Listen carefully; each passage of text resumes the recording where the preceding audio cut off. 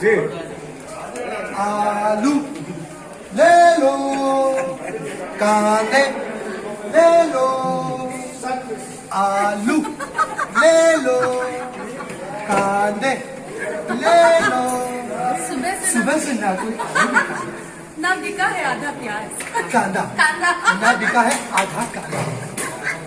हाँ, और ये वाला आलू और ये वाला कांदा तो बिक ही नहीं रहा है। तू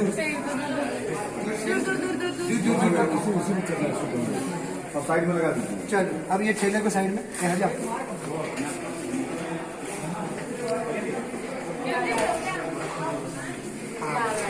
जस्ट बिकॉज मैं आलू खाना थोड़ा बढ़ा दी हूँ आजकल, इसलिए खुद भी हम दोनों आलू जैसे हो गए। मैंने अपनी भी गिनती ली, ये तो मेरी अभी इतनी पिटाई होती है खाली अगर इन्हीं को बोलता था।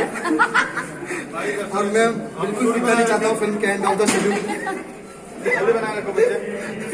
दादा ये स्ट्रेचर लॉक कीजिए ना, कैसे होता है।